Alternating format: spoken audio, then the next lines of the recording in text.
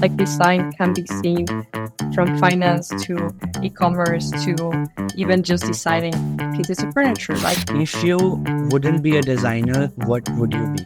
Canada, it's a special market for user experience. You can have the best idea in the world, but if you don't know how to communicate it, like it will get stuck. It will stay there. Stop worrying about doing like the perfect design because such thing doesn't exist.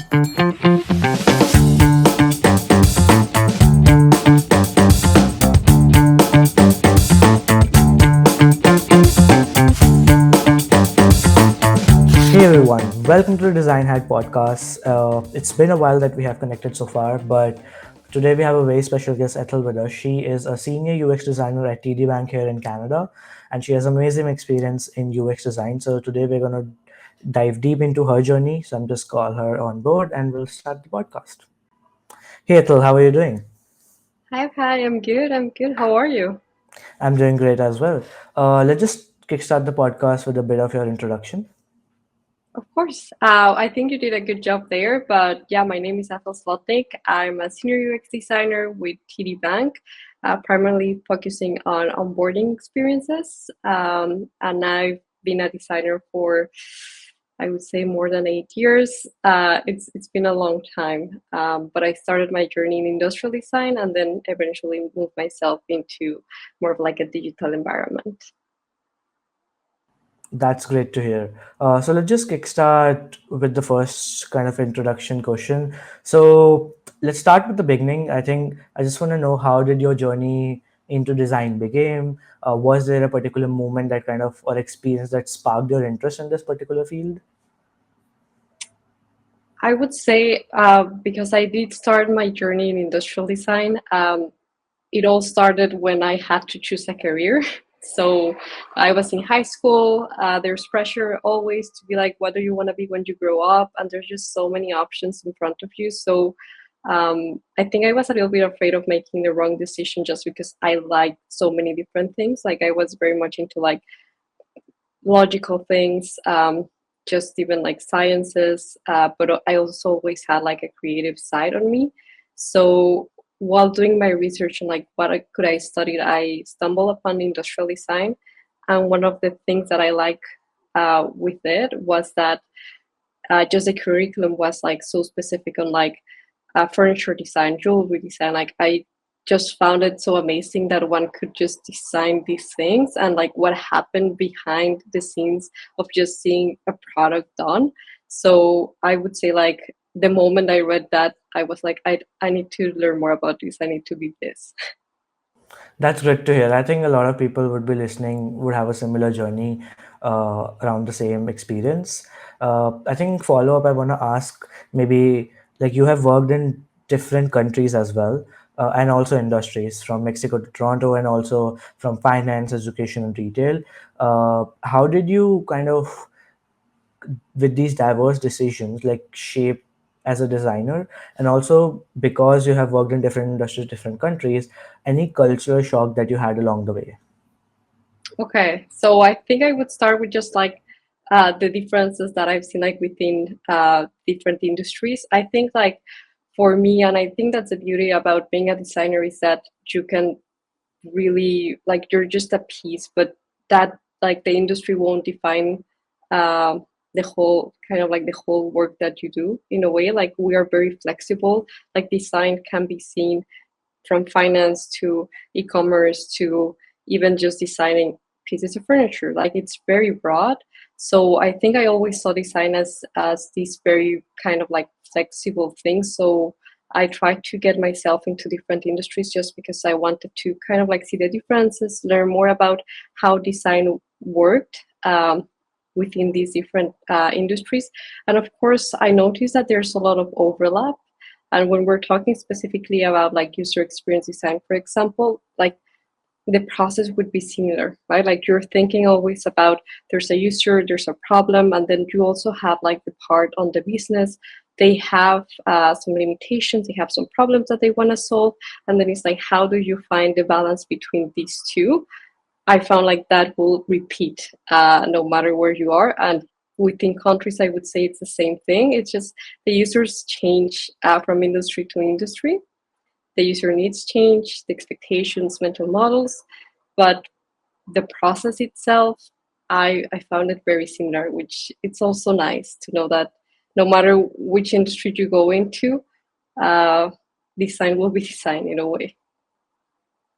That's good to hear. Just a curious question about that. So, do you think that with culture being a big part of every country, do you think that the user needs, user expectation kind of change with different cultures?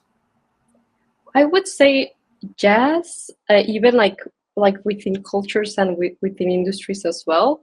I feel Canada it's a very unique space for users just because of like the multiculturality that involves. Like from language, I think like that has been one of the biggest ones. Like when you're designing, you're also designing um, kind of like the communication experience. You're thinking about like how users will understand certain things. So I would say like that's an important one, but even just like basic things as how we see certain processes and how people perceive them coming from different places, we need to be very mindful about that. So I think Canada it's a special market for user experience because of that, because it's you're designing for people who are new to the country, people who have been here for a longer, and just people who have different experiences in life. So it's a very interesting experience. I would say like the difference within Mexico for that is like Mexico is much more um, similar in a sense. Like it's more of like a market that you would see similar trends across. People will understand similar things versus one where you have so many different cultural backgrounds that you need to design for. I think that's a really interesting insight, seeing this because Canada is multicultural in a way, and designing for the users here is a challenging yet interesting in a way that you have to kind of balance the needs of different diverse variety of users, and that's interesting as a fact. And similar, I would say, similar insight comes from India. Even though the people seem similar, but there are multiple religions from culture different in different cities or states. So I think that kind of plays a role in smaller habits, may not be as much as it is in Canada, but it has a very similar take as well. But that's really good to hear about this. Going forward, I just want to also know, being so much in the career, can you share kind of a turning point that you had in your career where you realized that design, while you picked as a career, you said it's not just your job for you, but it is something that you really like? Yeah, I would say like it becomes like such a big part of life that you're just like a designer. I would say like that's what I've seen with a lot of designers, and I put myself in that pocket. It's like you don't stop your design brain. Like even if you're not working, you will notice, oh, this is not designed well, or this could have been better, like those kinds of things. Um, or when there's good design, you also notice that and appreciate that. But I would say like for like a turning point in my career, I think like the biggest one was moving from physical product design. So as I had like an industrial design background, I saw design more from like a physical standpoint. And I would say like the design process itself, um, it translates from physical to digital design, but it's more about like the focus that you will give for the products. It's not the same to design a chair than to design an interface. And each of them has their own kind of like challenges, but you're always thinking about a problem that you need to solve for a specific user. So it's just about that mindset. And for me, starting with physical and then moving into digital, and that happened when I decided to study my master's degree. I did that in digital experience interaction at U Waterloo. It's when I knew, oh, I think there's something interesting happening in the digital space, and I want to know more about it. Because we even started seeing trends where the physical and the digital will overlap, like thinking about smart closets, for example. And that's one of the projects that I remember back in Mexico was like, oh, it's not only the physical now. Like digital is starting to just translate into everything in our lives. So I just wanted to learn more about it. And I'm glad I did. I love it. That's a really great insight what you said about finding the similarities between the physical product design to a digital product design. And that's, I think, really interesting. And I've seen a lot of other folks as well kind of made that jump from industrial or even mechanical design or engineering to digital product design or UX design. So I think that makes a total sense. And that's really interesting as well in a way.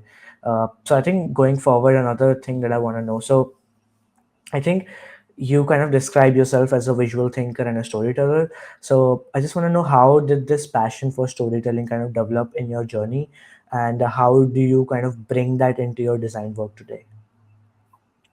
So that's a great question, and I love that you ask it because I think like that's a huge part of me being a designer. I think each designer, of course, have like their strengths and their strong suits. Um, for me, I feel like since even starting design school, communication but was a big one. Like I realized early on that you can have the best idea in the world, but if you don't know how to communicate it, like it will get stuck. It will stay there, and that just like made me so interested in learning more about how to communicate those ideas in a way that people will understand, that is engaging, that they would also like build empathy towards, because a lot of what we do, like the type of work that we do, comes from empathy, empathizing with users, empathizing with the business. And I think storytelling was the way that I found the most useful. Like I will even call it like strategic storytelling, because we tell stories all the time. Like that's just how humans communicate, and we can tell very clear, very interesting, very engaging stories, or we can tell stories that are confusing and that people might not understand, and we're still trying to communicate something. And then both people, like the communicator and the listener, will be frustrated at the end. And I think like moving to Canada for me was an eye opener, because back in Mexico, I speak Spanish. I felt very confident communicating in Spanish, but then coming here, I realized, oh, I need to communicate in a different language that's not my main one. I need to find the best way to do that. And I find words might not be my strength suit always. So I always like to doodle, like even when I was little, like I did like little storyboards. Like that was my like preferred way of communicating. I thought like it was easier for me to do that. So coming here and starting to realize, oh, maybe sometimes I don't have the right words, but I may have like the right sketches to communicate something that I want to communicate, just turn into like visual thinking. I discovered visual thinking taking a course by Scriberia, which is like a school in London that they focus a lot on visual thinking. I think they coined some of those terms, and it's all about communicating ideas through sketches or through visual kind of like elements. So that's how I started, and I think it's something that I keep doing, that I'm passionate about, because I find that there's other folks I work with or that I mentor that have like similar struggles with communication, more coming from like, again, here in Canada, coming from different backgrounds, having to communicate in a language that might not be their own, doing it through visuals. It just feels like a, I would say like a common language for all of us, which I think is just incredible how we can do that with just a few sketches. That's I think very insightful as well in a way, because I think storytelling is a big part of being a designer, not just a UX designer, because any designer, anything that they're designing, is a experience or story in its way. Uh, I think that's what I kind of believe as well, that stories make things more memorable. So as long as you are depicting a story in the designs that you are making, people will remember it or people will understand it better. But that's something amazing to know as well. So going forward, I think another question that I have is like, so you have worked on some exciting projects like the design system for Chang School or at your role at TD Bank. So what do you think has been the most challenging project that you have done so far? If you have experienced the challenges, how did you overcome it? So I would say like, unfortunately, I cannot talk like in depth of a lot of my work, but there's one that I really love because it was, I would say, like one of my first biggest challenges here in Canada. And that was when I was back working at Ryerson University, or like TMU nowadays, they changed their name. We work on a kind of like a virtual game because it was COVID. So a lot of the things were passed into a digital space. And one of the big challenges that we noticed within the student was that they were having kind of like a hard time connecting, more because there were courses that maybe you would never see the person in actual person.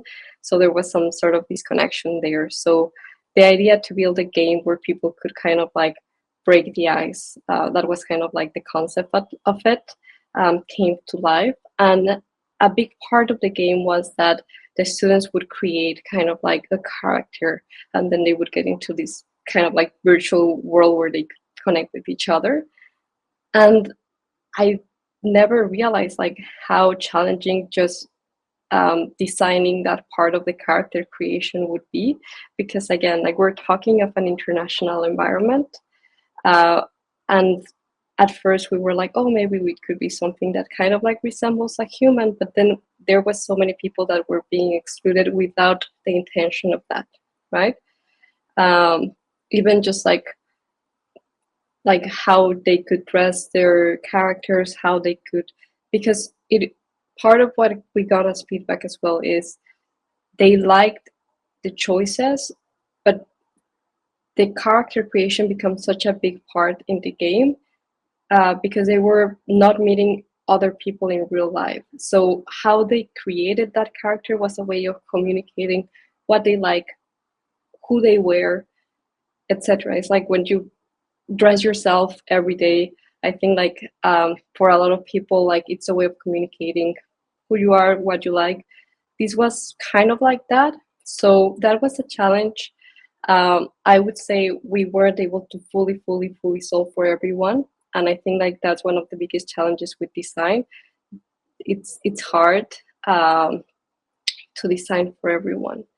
But I think it was insightful. I think it was a good challenge, and that we got some interesting insights that we were able to implement some changes that allowed students to build more inclusive characters. And I think they keep updating, and that there was like a lot of work happening within the school for the game to keep growing.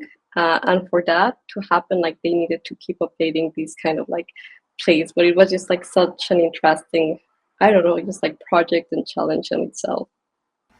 And that's actually interesting to know because uh, especially the experience in COVID designing for that is different in itself, and then doing it virtually, which again was not the norm at that point. Then understanding how uh, people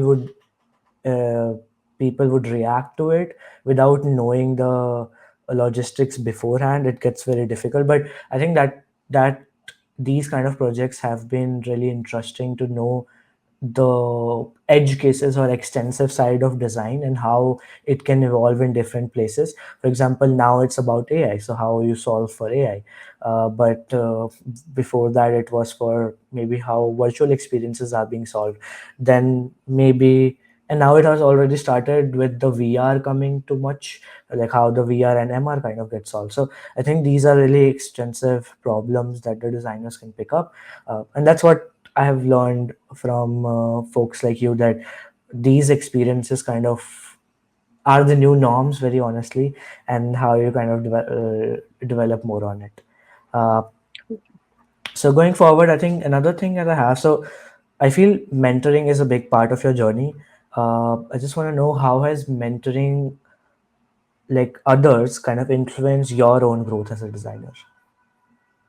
So I would say like I'm big on mentoring because from my side, like I think I had always been like very lucky to have like good mentors in my life. Some of them like since school, like teachers, even friends that became my mentors. And when I moved here, like it can be lonely and it can be hard when you don't have a community, right? Like for a lot of newcomers, that's the reality. I also moved here during COVID, so it was harder. Like there was that other barrier. You couldn't even go to school, meet your teachers in person. Like it was tricky times, I think, for a lot of people, including myself. And that's when I started kind of like going more into like LinkedIn, ADP list. I think it was starting, it was kind of new.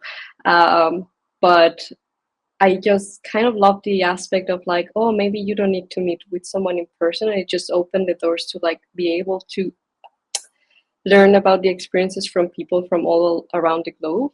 So I remember like some designers posting on LinkedIn, like I think because of COVID and everything, they had like open agenda, something like that, for like just connecting. And that's how I met a couple of like great mentors that gave me a lot of great feedback that I learned a lot from, and it just made me feel less alone in my journey. And part of why I kind of like keep doing mentoring with like different programs, like I have done it with ADP. I think that's how we met actually. Um, but also I am passionate about mentoring for women, and specifically like right now I'm doing with Latinas in tech. So Latin women in technology, they have a chapter here in Canada. So I'm doing mentoring with them at the moment, with other Latin women who are coming to Canada, kind of like facing similar challenges that I faced. And I think it's just part of like giving back to the community in a way, but also knowing that maybe that conversation that you have with someone, like of course as mentors we cannot solve everything a lot of times, but it's more about like, oh, we are here to support you. Like sometimes it's being a cheerleader. I think a friend told me one time like mentoring felt like almost like therapy in a way. um, and I think I agree with part of it, because a lot of times it's just like it like if the mentees are comfortable just sharing kind of their fears, their wants, and you as a mentor kind of like being there to support them. I think like it's very powerful to be able to do that, but it's also like um, very humbling just for people to have, like the trust in you as a mentor, and just the openness to ask for help.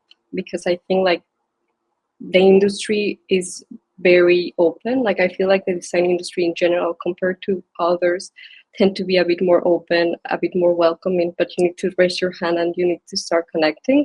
And I found like most people will always, if you send them a message, they will say yes. They have a coffee chat. I find the design community to be like that, and I'm just kind of like being part of that welcoming community. And I think I'm really thankful as well uh, to you and just other mentors who have been kind of giving their time out to mentor other folks as well. And I think this, what you said, kind of just trying to find support in a new place, which again, you don't know anything about, and it's very uncertain in every point, especially with the market right now. I think this really, really helps. Even a little bit of support uh, pushes us mentees forward.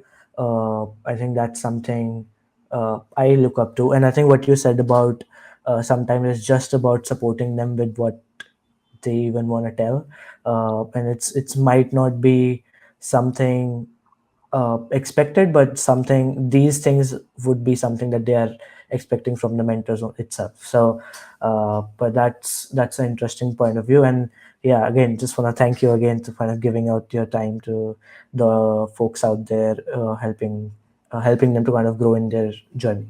So I think one of the one of the next part of the podcast is more around a rapid fire round. So we're just gonna talk I'm just gonna give you few. It's more of a fun round that I try to keep in the podcast. So I'm just gonna give you few things. There are around maybe 8 9 pointers, and you just let me know the answer as quickly as possible. Okay. Okay. Sounds Okay. fun. Okay. And some might be related to design, some might not be. Just something fun. So the first one is tea or coffee.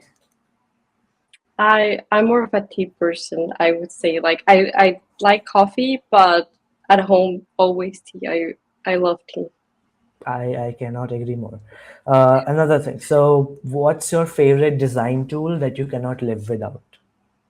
I'm a huge Figma advocate. If you try to make me design with something else, I will get mad. I love Figma. I think it's great. I think they have done an amazing job um, for designers, and I just love like the collaboration aspect to it as well. Like being able to design in real time with other designers, chatting.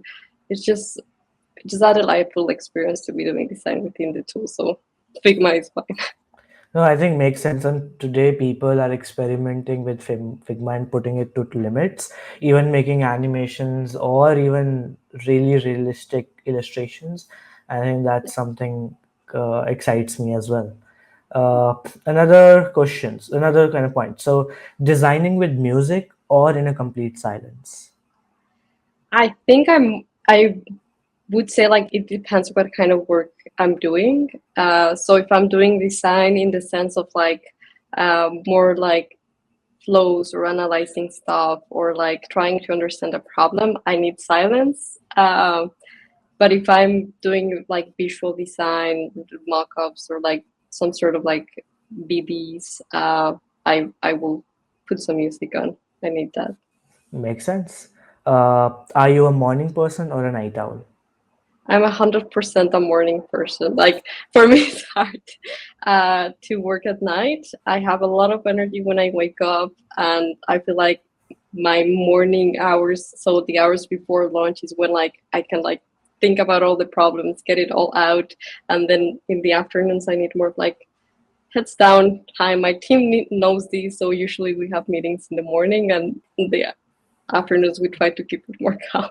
Makes sense. A morning with a good cup of tea is all you need. Exactly. You know, you Awesome. understand. The next one. So, if you could redesign any app, which one would it be? That's a good question. Um, Let me think about it. So I would say because I really like doing illustration. Like that's one of the I would say like one of my biggest hobbies. I use Procreate a lot. I love the app, but I think from a design perspective, there's always like things that one would add. So I would say Procreate if I could choose and pick because it's a little bit I would say selfish because it would be for me, uh, but it could maybe benefit other illustrators. I don't know. Who knows? I think that's what I've realized, that the problems you have, you think you are the only person having it, but if you go outside, meet other people, a lot of people are having the same problems. And I think that's how you find or make great products, finding problems with people, not just you. Like, you founded it obviously with yourself, but other people are also having the same problem. Yeah, yeah, So yeah, yeah. no, no, Continue. go ahead. No, I just wanted to say like that's one of the pieces of advice I got from like a design teacher back in school. Like she always told us like if you find a problem, be sure that at least other like 20,000 people will have the same problem. So like if you find something that can be improved and you can improve it, like go for it. True, makes sense. I think the next one is, what's your favorite quote or a learning that kind of inspires your work? Mm, what kind of learning has inspired my work? Or any quote that you live by in your work? Mm, okay, let me think. I would say like the biggest one would be I need to understand. Like I like to spend enough time with the problem before I start solutioning. Like I found like when I was like newer designer, like I think like we tend to just like want to jump into solutions and we don't fully understand what's happening underneath.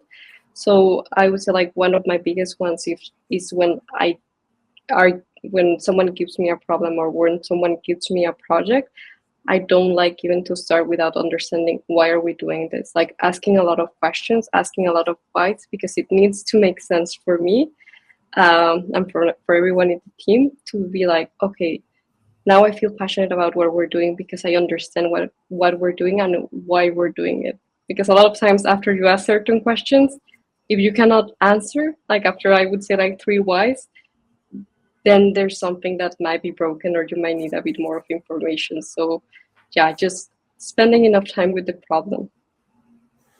That's interesting. I think that makes sense as well. Uh, and I think that actually makes sense for me because uh, if somebody comes to me with a project and they want it done sooner, I'm not able to do it because I don't understand it fully or what their expectation is, even. So I think understanding or kind of empathizing with the problem, or like knowing the whys, I think that's the first thing you would need to even be more passionate enough to find the right solution for the problem. Unless you feel it, you can't find the solution. I feel that Yeah, in and a I way. would say like if you don't understand the problem, the solutions should like I feel like you can always come up with a solution. Like I don't think that's easy, but it's not super hard. Like I think there's a lot of solutions out there and a lot of good ideas out there. I think the risk is what if you're trying to solution the wrong problem because it's not you don't understand it. And like it has happened to me more when I was doing like some of the first projects where I wanted some problem to be some way because I already had the solution in mind, you know? But then now learning a bit more and being a bit more in the industry, like I realized like when I understand the problem fully, the solutions are better. And it doesn't mean that they are more complex or that they are, um, like just bigger in a way. Um, it means that they are actually solving for the problem that whomever person might have. That's interesting. The last one that I have in the rapid round is, if you wouldn't be a designer, what would you be? I think I would like to have studied something around like communication. I'm just like very passionate about it. So maybe working in some sort of like kind of work that's related to communicating, like either writing or like storytelling for like movies or like marketing, like just the communication aspect of it. I think I would do that in another life. That's interesting. And the last question of the podcast that I ask generally everyone. So, if you were to go back and you were starting out your design journey now, what advice would you give to your younger self or the young designers that are out there? I think it's something that I learned as I like went more and more in my journey. uh, I think like I would say stop worrying about doing like the perfect design because such thing doesn't exist. There's no perfect design. It took me a while to just make the peace with that statement and realizing that whatever we design, it's just a prototype for the next thing. You know, even things that were like very big, like cars, there's always going to be a next one and a next one and a next one. So I think like taking a bit of that pressure off and understanding like you can do the best you can for these and it's not going to be perfect and that's going to be okay. uh, and just making sure that whatever assumptions one makes as a designer won't hurt the user or won't hurt someone else. um, I think that's the most important part, but just taking a little bit of that pressure off. I see a lot of designers trying to build the perfect design, and it's not possible. True, and I think makes sense. I think a lot of people a lot of people get stuck just because they are looking for the perfect thing, which again, there's no perfect thing. What you have designed is going to work, but might not or might be the right solution. You don't know that unless the users tell you. Or again, there is always improvements which you can make for some specific users, which again might not be good for other users. You don't know. So you have to bring that right balance between the user needs and the business needs to make that happen. Yeah, But it's the MVP. exactly, exactly. But yeah, thanks a lot, Ethel. I think your advice, your learnings have been really great in the podcast, and I think a lot of people would learn a lot from you. I am definitely going to link your socials in the description for anybody who is watching and want to reach out to you. And again, thanks a lot for your time. Any last words? I would say, like, if you link that for anyone wanting to reach out, feel free to like add me to LinkedIn. I'm always happy to chat with new designers. And I just want to say thank you for inviting me here today. It has been lovely talking to you, Akai. And yeah, just anyone watching who are on your design journey as well, best of luck. And I hope some of this advice is helpful.